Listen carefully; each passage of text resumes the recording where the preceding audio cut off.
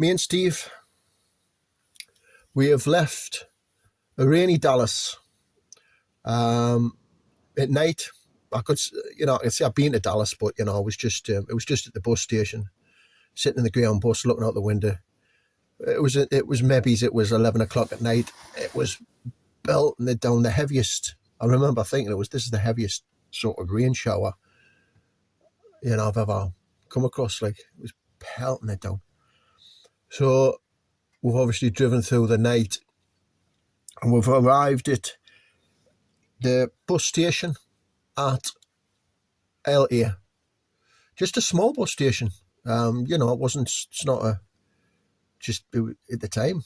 You think these things, like I said before, I mean, the city centres of American cities are pretty small, really. It's like the sprawl that makes the cities big. But if you're British, they're gonna seem sort of small, the city centres anyway. So the bus stations are small as well.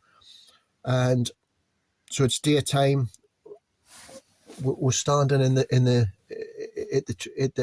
bus station, and I think me and Steve are probably discussing what we're going to do, where we're going to go.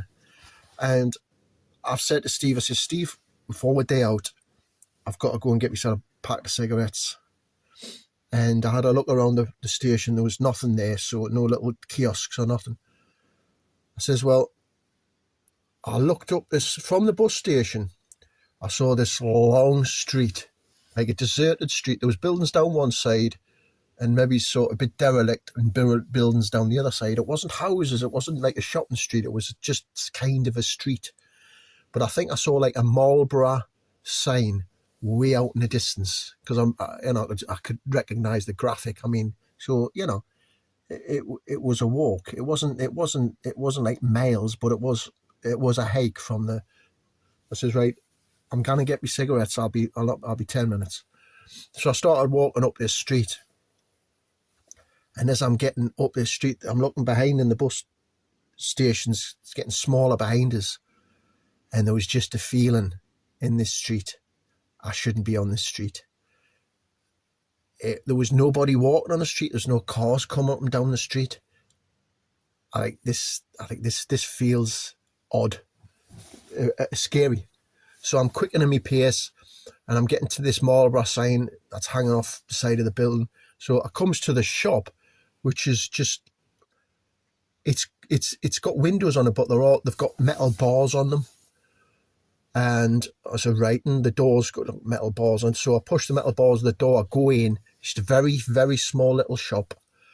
And this fella, he might have been a Chinese fella, or, he wasn't like a white American. And of course he stood behind a cage, because all the cigarettes and the alcohol are behind this cage that he's behind. And there's a little hatch. So he gives us me 20 Marlborough, and I pay him through the little slot. Thank you, have a nice day. And now I comes out the shop, and rather than cracking the cigarettes open straight away, I'm like, fucking hell. So in these situations, you didn't run, you just walk very quickly. So, I'm doing, I'm walking very quickly for the Olympics, and just getting the hell out of there. And when I got back to the bus station, Steve would have said, like, hey, what's the matter with you? And I just said, I'll tell you later, So back there, we're in the bus station, and this lad comes up to her. He's an Aussie lad. He'd be in his 20s, and he turned out to be a gay lad. And he says, have you got somewhere to stay? Because I'm representative of the hostel, in LA. It's Hollywood Hostel. He says it's right on Hollywood. It's Hollywood Boulevard. It's on Boulevard. And of course, I'm a bit like, well, who is this guy? He says, because he's got a car, and he says he'll just drive her up there to the hostel. And I'm like, well, what's all this like? Steve's thinking, oh, great, yeah, fantastic, yeah, let's do it. Getting his notepad out.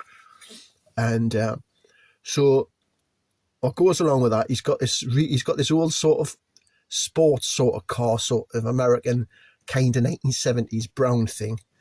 And I thought, that's cool, that like. And so we jumps in this, and he takes it up there. We'll go up to Hollywood Boulevard, and the hostel is on Hollywood Boulevard. It turns out this lad, he lives, he's another teenager, 20-something, come to seek his fame and fortune, doing stuff in Hollywood. He's from Australia, and that's why he's there. Same reason why they're all there. In a way, possibly the same reason why me and Steve were there, if you dig deep. And so he's working for the hostel. It's called Towton. You go to the hostel let you stay there for free or at a reduced price if you tout for them, which means you go to the bus station or you go to the LAX, the airport, you hand out leaflets, and you bring hitchhikers, young people, you bring them back to the hostel, and I think you can get a commission as well. I'm not sure if he was on a commission. I think he might have been on a commission. And so we ended up in the room with him. So there's me and Steve, this lad, and this other lad as well. And this other lad, it turns out he's like a long-haired lad. He was American or something, but he was working as a gopher to all the rich. He said he was making a load of money, on the golf courses, pushing the golf trolleys about and that. And he was saying for us, he should do it. It makes really good money, Slurp. And so that's the situation. That's bunk beds in this room.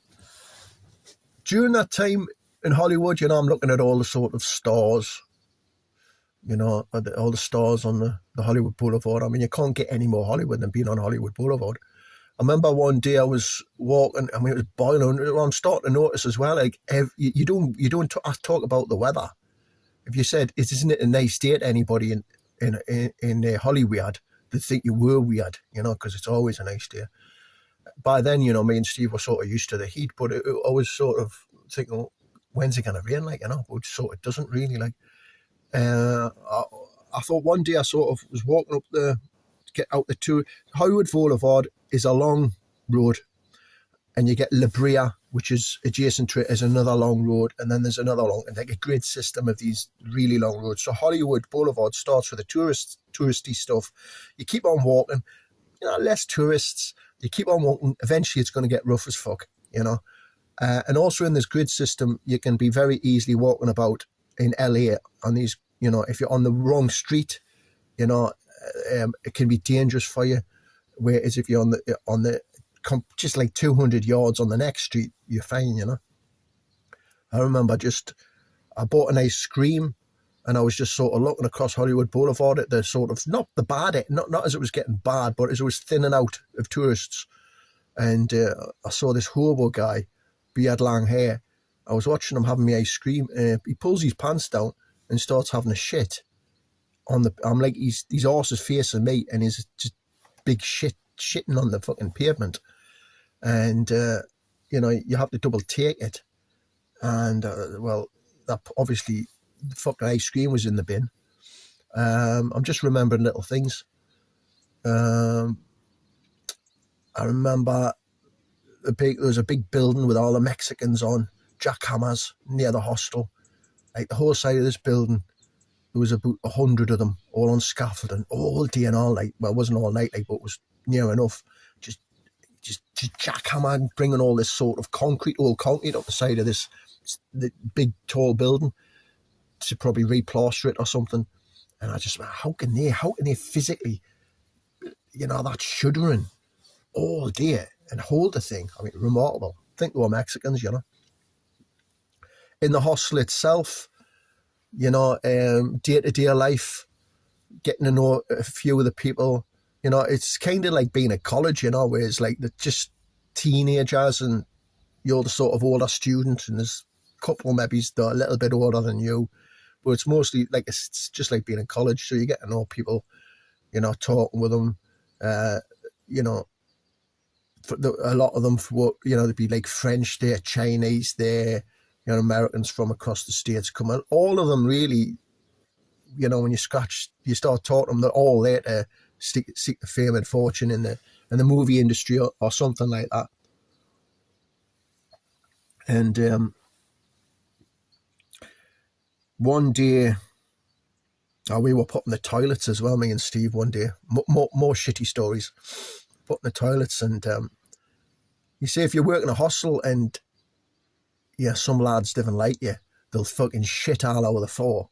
So, because you're on toilet duty. So that's what I was doing. We only done it. We got the sack from that because we weren't very good at it, you know. So they put me on a different. They put me on a different task.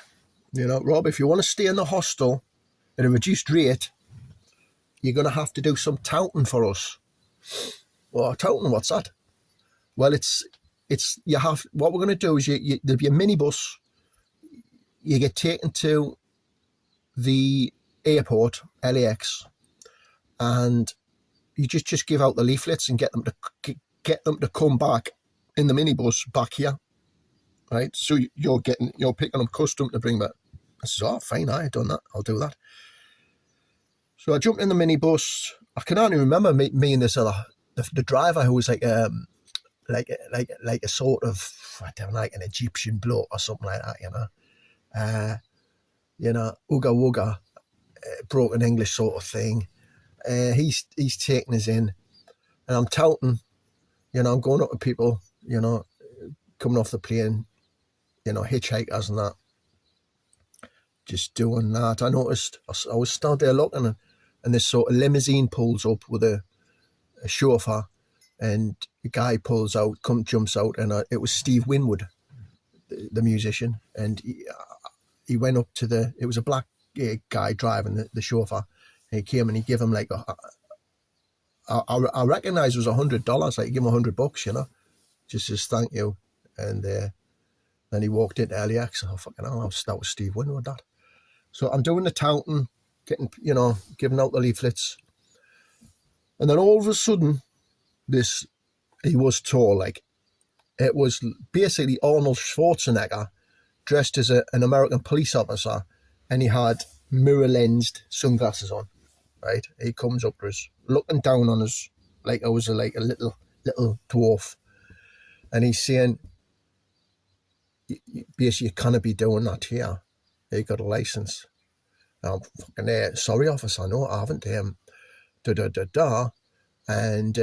then this other fella came up. He was like, as if he was like sort of worked at the police station, but he was plain clothes. You know, he was a smaller fella, yakking away, like irate. You can't be doing that here. It's an offence under the act of. And I'm thinking, fucking hell. And then Arnold Schwarzenegger's just stand there, cool, calm, and connected, staring doing that us, and I'm looking at my reflection in his sunglasses of me little scared face.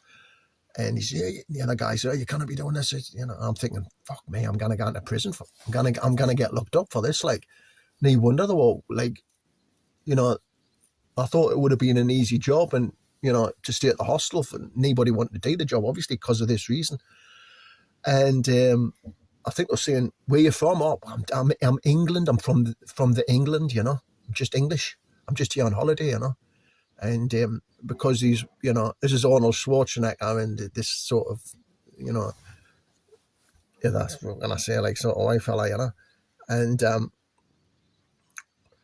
then the Egyptian sort of bus driver comes up, walks up, and he's like, he's saying something, and then he starts attacking him, and the other guy, the sort of Columbo guy, goes, like, you go, just go. And the Egyptian driver sort of arguing back with him, and then not to stand up for me, he was just like, I don't know what all that was, but I think they arrested him, and I got away, basically. I got away with it. And I just walked away and think, fucking hell, I'm getting away with that. And I think he got arrested, the driver, like. But I jumped in a bus, just a regular bus, to go back to the hostel, and I was on the bus and sitting in the middle,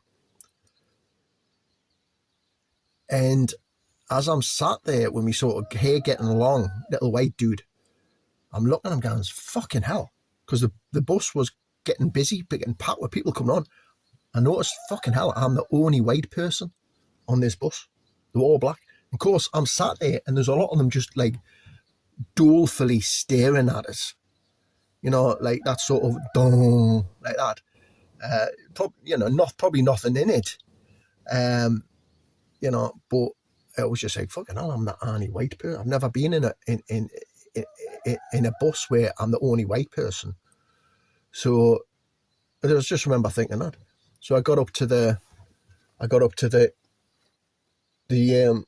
went back to the hostel, and that was the end of that. So me and Steve are hanging about, enjoying. I'm enjoying sort of being in Hollywood. Steve's enjoying being in Hollywood. Not really seeing much of Steve though. He's out and about doing his own thing. We're based in this Hollywood hostel, sharing a room with these two other lads. I remember though, me and Steve walking. This is how we actually. One of the ways we found out that you can walk on the wrong street was I remember walking up this street and was this little black and this taller black woman, and coming down, he was getting irate that we're walking in his street, and he was fucking shouting about it, and it wasn't that unsettling because he just looked like a little gimp, but it did just sort of remind her. I think I would be saying to Steve, he probably thinks we're American, if we went up and said, if spoke in me poshest English accent and Steve started speaking in Scottish, that might have knocked him back, or just tourist, but certainly before you open your mouth, if the sort of tensions back then, I mean, that's another thing as well.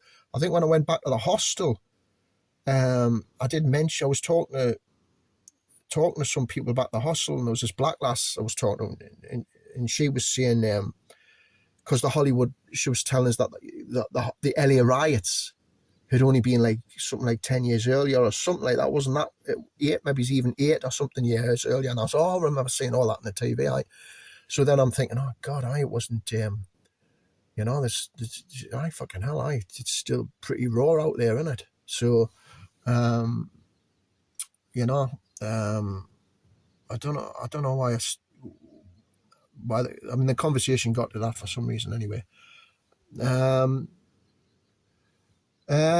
What else? Well, I'm in the hostel. People starting to state like the gay lad in the room and that, and some of the lasses that we're friendly with. Where's Steve? He seems to go. Like, where does he go on a night? Because obviously people start to notice people's habits, and I would just shrug my shoulders, just say, well, he just goes for a walk, he's a night person, he likes to have a wander about, all right, so he would go off. That's what he would do. He'd go off, and it's Hollywood, isn't it? So I mean, I've always been I'm early up and early to bed, I'm not a night owl at all. That's why the traveling about that I do suits me, because it's all daytime stuff. Being in a band, anything past 8 o'clock, I'm just, and especially now, but I've always been like that, you've got to be a night person to be doing gigs and all that in a band and playing, pubs, venues, or whatever it is. And, that's not me, it's, but, Steve was a night person, and, that's what he did. So I've just written a few notes down. I remember going down into, we went down to, would sometimes go down to Santa Monica, the Boulevard, down at Venice Beach. I remember saying the Jim Morrison mural was still up on one of the side of the buildings, which I'd remembered. I'd seen photographs of that, and also the black fella on his roller skates with a Jimi Hendrix on roller skates with his guitar, and he would roller skate backwards and come up to people and just sort of serenade them with a bit of fuzzy guitar sounds. And it's a form of street entertainment. They give him a bit of money. I think he was even selling postcards with him on them. He might have made a fortune. So, and also I noticed as well around there on the Santa Monica Boulevard, on a night there was a load of street. I remember there was a woman She was a beautiful young lass. She was in a white dress, and she had a cello, and she was playing. She was fantastic. I sort of captivated by her. And then there was these just clowny sort of dressed entertainers. I mean, they were all good, but there was like one after the other all the way down. That obviously came from all over, not just the States, but probably all over the world, really. And to be doing this, and I was just that stuck in my mind for something later on. That I remembered that when I later done my own street entertaining, it was definitely had a sort of NLA look about it. From exactly what I was saying, I said to Steve, look, I'll do caricatures. Maybe he's pulling some money out and do caricatures. I can't do caricatures. I'm an artist, but I can't do caricatures. That's a different skill altogether. Well, I remember sitting with these three young lasses, teenage American lasses, and I'd done a caricature of them three. Didn't look like them, but it was good drawing, like. And they bought it off as, like, bless them. But it was more just a nice drawing than a caricature. And sort of that was it, really, and just taking in all the sights and all the sounds. And there was the Muscle Beach was still there; it was still happening. Kind of still felt like the 1980s, like Motley Crue and stuff. The videos you would see, there was all that sort of vibe happening. I remember going into a Mexican restaurant. I'd never had Mexican food before. I think somebody said, you want to try the Mexican food, like the proper Mexican food. So there was just a small restaurant, just where probably these guys who are working on the jackhammers on the building, they would go to this sort of place. And I remember sitting at the counter, like as it was a little bar, and he's saying, what do you want? A Mexican fella saying, what do you want? I says, well, I don't know. I just says, I'll just whatever, I remember having coconut milk, which was unbelievable, a glass of coconut milk. And then I was getting this food, honestly, ridiculous, so beautiful. I mean, real Mexican food, like, and nothing you could get anywhere. And I was blown away by that. Like, in the hostel, there was, there's some nice lasses, but there's this one lass. She was a Chinese lass. She was lovely, and I think she said, do you want to go down to Santa Monica Boulevard? I says, absolutely, yeah. I'm there. So on the way out, I'm giving Steve the wink. Yeah, I'm in here, boy. I'm in here, and a round of applause. So off we go down to back down there and just spend the day with her. And thinking, I knew she was telling us that she'd get in a flat in LA, which was just like, maybe it's a half an hour walk from the boulevard. And I thought, blooming hell, so, so keeping her sweet all day. And I'm thinking, so I went back to her place. I'm in here. And it's we're getting there. It's like dark, and there's no furniture because she's just got the place, and there's no furniture. And I says, she says, well, and this is about now it's like, it's dark. Is it 11 o'clock at night or something? Probably about 11 or 12 or something at night. It's late, like. And she says, right, you'll have to go now. I says, what? I says, pardon? She says, you'll have to go now. I says, it's LA outside. It's like 12 o'clock at night. That is LA. She says, well, I don't care. She says, you'll have to go. And, so I had to go. And I'm just thinking, fucking hell, I've just wasted a whole day on this beautiful China girl. And just for her turned out to be a fucking cracker. Right at the end. Isn't that fucking always the way with me? And so I went. I've always had a really good sense of a direction. I mean, I can, you know, I can drive. I mean, like a couple of years ago, I went back over to Europe to do my busking in the van, and it was all a bit of a rush, and I went out, and I hadn't been out for about 10 years, and the sat nav wasn't working on the van. Like shit, and my phone wasn't coming on. Right, so I kind of get access to bloody maps off the internet, and I didn't even have a map on us. So, but I still, because I can remember, I know Holland inside out, I know Belgium inside out, I know lots of Germany. So, I can still get myself about. Like, so I've always had a good sense of direction. That's never been a problem.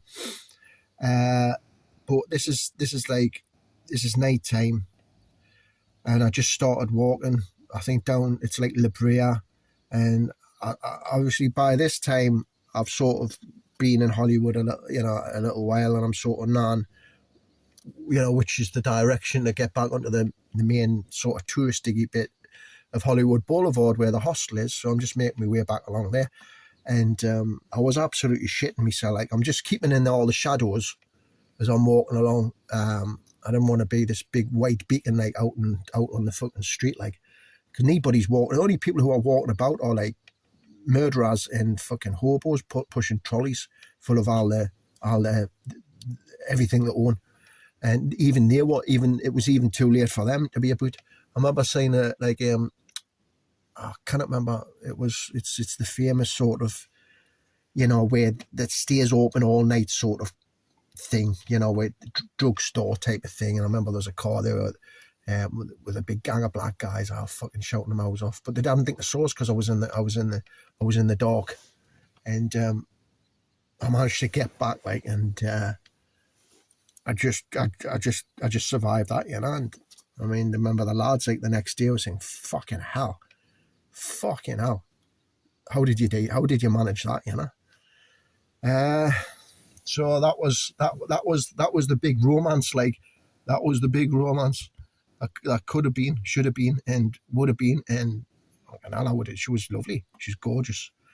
I would have definitely hung around a lot longer with her. Like, but when you haven't even got a settee in a couple of chairs, and they're kicking you out the door anyway. I mean, fucking hell. So back in the hostel. Hot outside. My new favourite restaurant around the corner was like chicken. It was eat all you want chicken stuff, which everybody was going to, but it was very cheap. You get a load of stuff, battered chicken stuff, whatever it was. But I started to think, like, this quality of this food, is it safe to be eaten? But everybody was eating it because it was cheap, In the hostel, Steve comes in. He says, "Rob, I've got a job." I says, "Great," because my money's running down. He says, "I've got a job on a building site at West Hollywood." I thought, all right, it's West Hollywood. Obviously, it's not far from here, and if it's just west. He said, no, it's just down the road. So starting Monday morning. So I went down there. Turns out West Hollywood is the gay area of LA, and so we're on this little plot, where it's like a big muddy hole, and we're just sort of digging holes in the mud. And there was this other lad there, lad, and there's a black fella there, and another couple of people. And this other lad, he was like being a clever shite with me, and I was having a go back at him, and Steve sort of pulling us out to one side saying, "You want to watch it, man, because we didn't know these guys, And I'm saying, well, he's not going to fucking, who the fuck's he, like, I'd sort of, by then, I mean, and I'm like that now, you didn't put up with anybody's shite, like, it doesn't matter how fucking big they are, or anything, just, but I certainly wasn't, out on a, an adventure to be like fucking some fucking prick on a building site to be working his cell, you know. But actually, there's something happened, and we sort of ended up, he sort of ended up being all right, you know, with us, you know, and I ended up being all right with him, you know. I was impressed with his car. He had a great old car. Maybe it's just a misunderstanding, but well, outside in the street, and the boss fella, along the street in West Hollywood, there's these trees, and he was wanting them cut down, you know. These 3 trees, he's out this plot, he was wanting them cut down because they were getting in the way of what he was going to be building. So he's got this chainsaw gun and this sort of like rickety wooden stepladder, you know. And I says, I'm not going up there with a fucking chainsaw climbing. And Steve said, well, I'm not doing it. Sorry, I'm not doing it. She's like, so he goes, okay, this is what you do. So he dives up, and he's up halfway up this tree, and he's bloody chainsaw gunning, and he's chopping big loops of branches off. And like Steve's looking at me going, fucking hell. And I'm just like, it's fucking mental, isn't it? And then this fella comes running up. He says, stop, to the guy, and he's up the tree. He says, you can't be doing that. These trees are protected by the LA tree people, you know. And sort of, then I'm thinking, well, they would be protected. Like, I mean, you kind of just can't chopping down trees, like in you know, that have been carefully planted, like 20 yards apart from each other on this street. So he had to stop doing it. He stopped doing it, like, and but it's just images of like, out the way, I'll show you, and so super dangerous and full on. And anyway, I think we were there another week. I think we've done we've done about 3 weeks on this site, you know, got our money up a little bit, and, you know, had a kind of an experience there, you know. You know, and, you know, and that was that anyway, you know. So back in the hostel, you know, I remember Steve doing yoga with the gay lad, the Aussie lad in the room, and I'm just thinking, fucking hell. I'm sort of thinking, I'm starting to think, like, I don't want to be here now. Like, I don't want to be sort of lying on this bunk bed watching Steve with this lad doing fucking, you know, yoga with each other, and you know, lovely Chinese girls just fucking putting me life in danger by chucking us out the house. Well, I need a change here. But the lad, the Aussie lad, he says, because he was up there, everybody had a hand in a few different pots, like over there, like, to pull in money, you know. There was all sorts going on. But he says to me and Steve, he says, do you want to go into a party in Beverly Hills? And sort of, Beverly Hills? And Steve straight away, yeah, absolutely. It'll be like a party with all film stars and that. And yeah, okay. So we'll go the night when it gets a bit darker. So we jumps in his car, and he drives up to the Beverly Hills, up in the hills, and he finds this like nearby spot up in the mountains, sort of hills thing. And he parks. He says, like, look, he says, I always come here. We jumps out the car. He says, look at this. So it was a lovely view. I mean, it's pitch black, but we're looking down on LA, all the lights. It's like looking down from a plane, and we're just looking at all the sort of, wow, you know, looking down at all the LA basically at night. And he says, right. He says, there. And we're going, what's there? He says, look, he says, see that down there? So we're looking down the hill, side of the sort of mountain thing. And when your eyes sort of focus in, you can see like houses with swimming pools outside them, you know, sort of lit up a little bit obviously they're cluttered about all over the place. Oh, you go, all right, this is Beverly Hills, isn't it? He says, that one there. So all the way down to see like the dot of a house and a dot of a swimming pool and that. He says, there. He says, people down there. There's a one happening there. Let's go. So we're going to gate crash a Beverly Hills Hollywood movie party. So we jumps in the car and we drives down. He's obviously done this a few times. And we drives down. We comes outside of this sort of this mansion in a house type of thing. There's a big gate, and then we're all whispering. And we got the bottle to do this, you know. Well, I've got bottle. Steve's got bottle, and this lad's done it a few times. Go for it, you know. So he opens the door, and we walks down the side of the building, and it comes out onto the swimming pool, lit up. There's some people stood around and sat around there, all drink like glasses of champagne. And what we're going to say? Just pretend you're in the movie business. That was the crack. Pretend you're on a film. Just lie. So that's what we did, and we're just hanging around for like 2 hours, just like talking to these. Now it was obviously like B movie actors, because I recognised a few faces. You know, or sort of what film you're working on. You know, so you'd have to just sort of make up movies and next to the swimming pool while sucking on free champagne. And I remember going into this room, and it was dimly lit.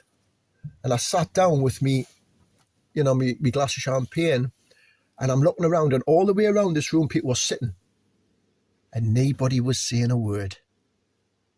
They weren't looking at me or nothing. They were just sort of sitting. I thought, these are sitting, waiting for something to happen. Something's going to happen here. And I had a really bad feeling. And I don't know what was going to happen. But it wasn't, they weren't chatting about the weather. And they weren't even chatting. And something was going to happen.